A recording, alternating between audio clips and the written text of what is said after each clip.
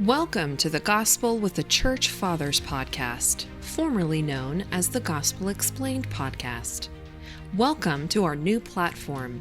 We hope you enjoy listening to our podcast here on YouTube and look forward to continuing to share with all of you the profound words from our Church Fathers.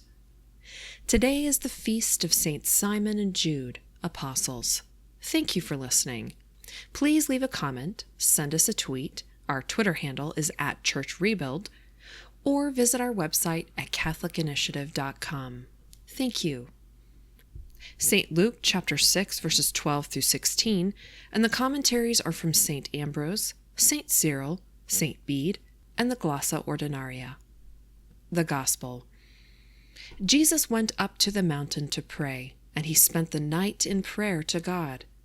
When day came, he called his disciples to himself, and from them he chose 12, whom he also named apostles: Simon, who he named Peter, and his brother Andrew, James, John, Philip, Bartholomew, Matthew, Thomas, James the son of Alphaeus, Simon who was called a zealot, and Judas the son of James, and Judas Iscariot, who became a traitor.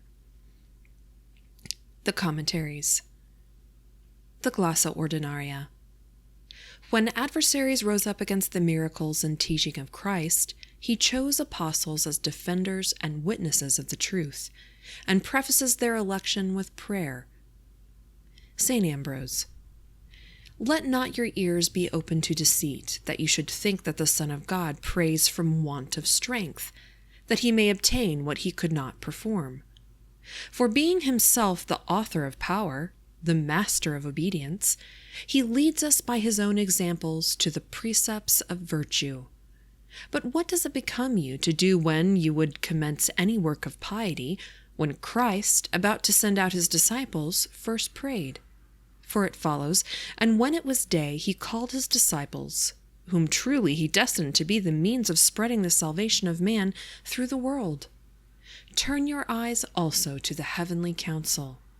Not the wise men, not the rich, not the noble, but he chose to send out fishermen and publicans, that they might not seem to turn men to their grace by riches or by the influence of power and rank, and that the force of truth, not the graces of oratory, might prevail. St. Cyril.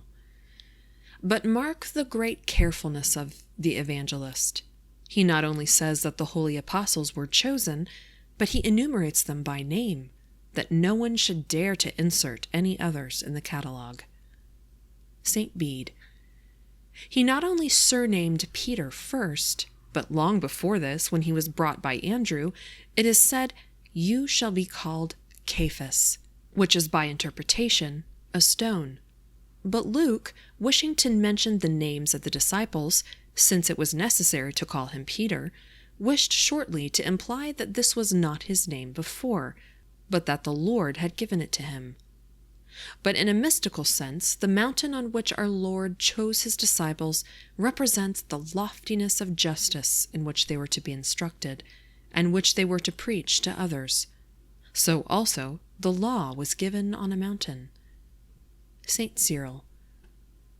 But if we may learn the interpretation of the apostles' names, know that Peter means loosening or knowing, Andrew, glorious power or answering, James, apostle of grief, John, the grace of the Lord, Matthew, given, Philip, large mouth or the orifice of a torch, Bartholomew, the son of him who lets down water, Thomas, deep or twill, James the son of Alphaeus, supplanter of the step of life, Judas, confession, and Simon, obedience.